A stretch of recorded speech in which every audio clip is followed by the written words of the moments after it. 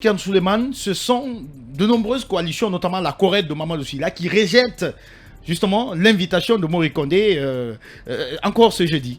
Ben oui, j'ai vu ça, j'ai vu aussi l'ANAD.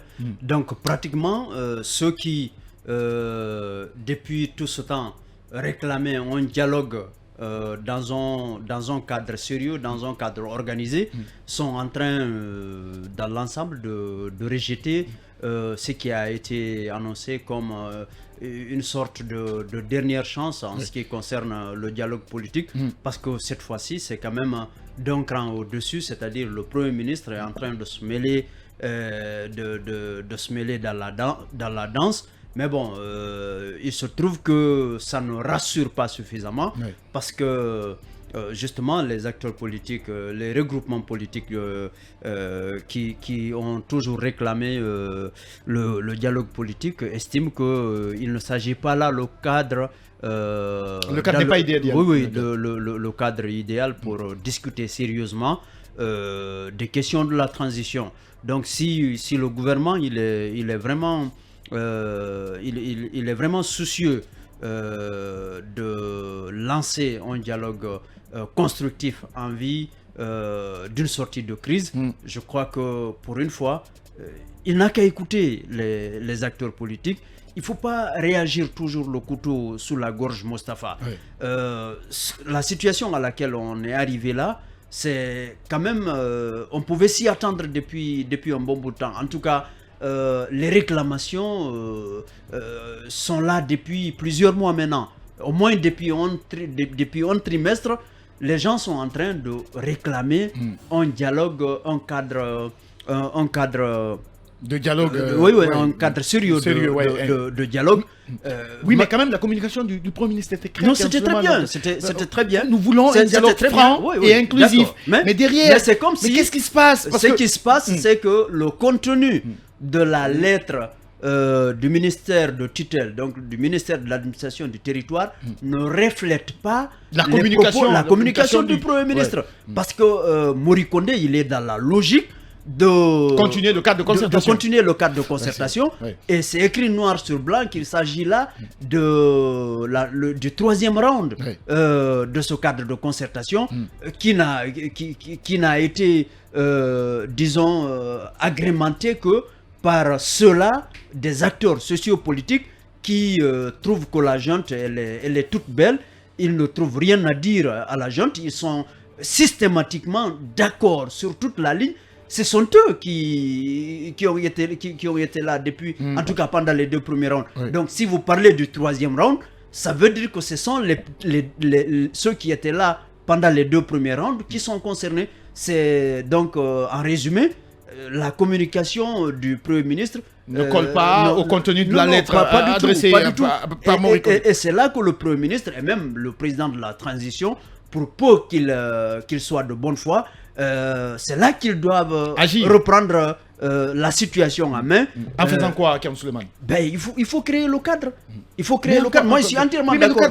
Je suis entièrement d'accord avec Fodé Oussou de l'UFDG qui est intervenu là-dessus sur les grandes gueules ce matin, qui demande au président de la transition de prendre un décret, de créer un cadre où ceux-là qui demandent un dialogue sérieux vont se retrouver pour discuter. Maintenant, ceux-là qui sont d'accord avec la junte, ils peuvent même représenter la junte dans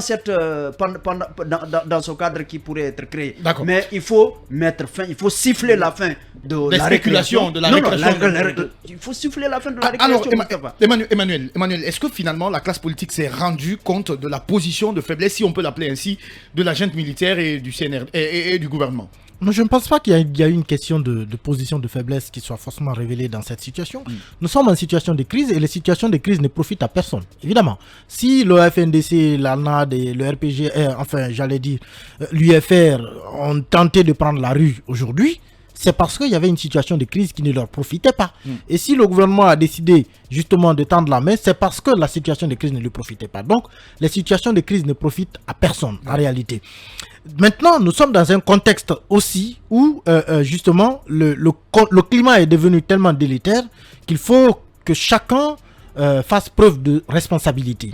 Et je pense personnellement que à ce point précis où nous en sommes, le ministre de l'administration du territoire et de la décentralisation devait prendre la mesure de cette énorme responsabilité qu'elle doit porter. Parce que on ne peut pas entendre le Premier ministre, dans un discours aussi important, tendre la main avec des mots aussi forts et aussi touchants.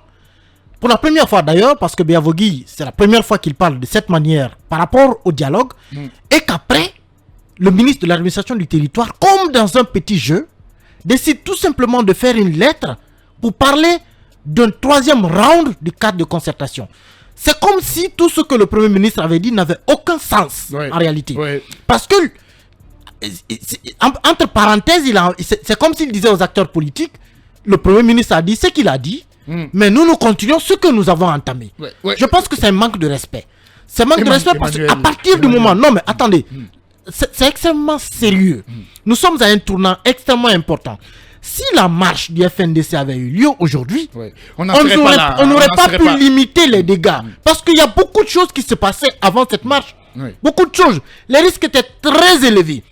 Jusqu'à cette vidéo où on a vu des t-shirts du FNDC falsifiés dans l'intention d'être présumément portés par des policiers pour infiltrer la manifestation, sans compter ces gens qui ont été payés. Parce qu'il y a des organisations de la société civile, des organisations indépendantes du FNDC qui ont fait des monitorings et qui ont compris qu'effectivement des gens avaient été payés pour infiltrer la manifestation.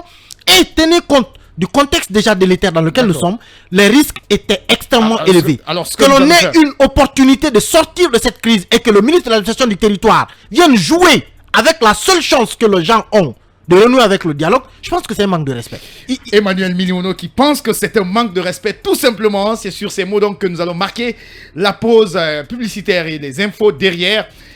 Talk politique se poursuivra avec notre invité dans Bâton rompu. Des coalitions, de plus en plus de coalitions rejettent cette main tendue de Mori Kondé parce que c'est pas la main tendue du Premier ministre qu'on est en train de rejeter. Non mais carrément parce que justement la lettre d'invitation que le ministre Mori Kondé a adressée aux coalitions politiques ne colle pas du tout avec l'idée, avec le contenu du message que le Premier ministre lui-même avait véhiculé. Parce que quand vous avez entendu Mohamed Biavogui dire qu'il invitait tout le monde autour de la table pour un dialogue inclusif et sincère. Et sincère, franc. Ça voudra dire franc et inclusif. Ça voudra dire que le dialogue qui avait déjà eu lieu n'était pas franc et n'était pas inclusif.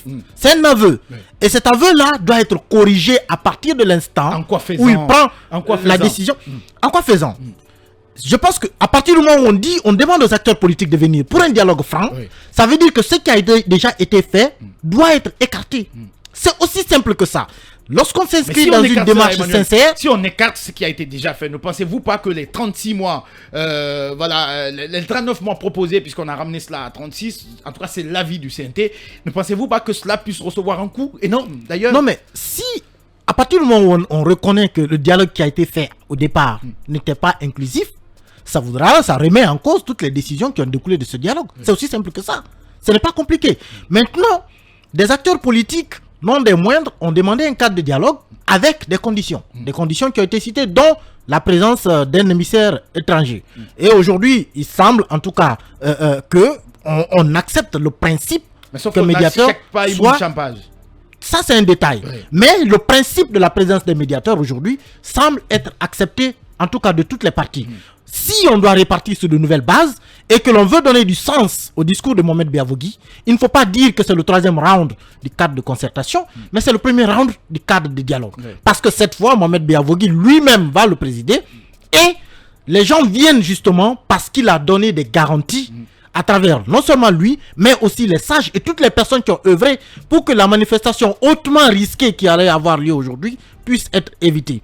Maintenant que le ministre Mori Kondé vienne faire comprendre aux acteurs justement qu'il ne s'agit pas en réalité d'un nouveau cadre, mais plutôt de la continuité de celui qui était déjà là. Or, on sait que ceux-là qui voulaient prendre la rue, voulaient la prendre parce que ce cadre-là ne leur convient pas. Et vous leur dites que c'est la continuité de ce cadre, c'est comme si vous leur disiez, ne venez pas.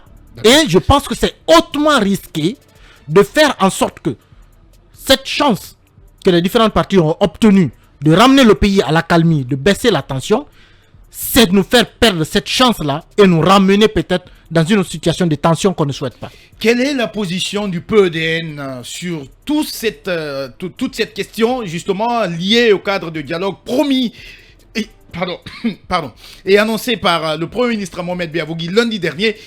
On en parle dans un bâton rompu.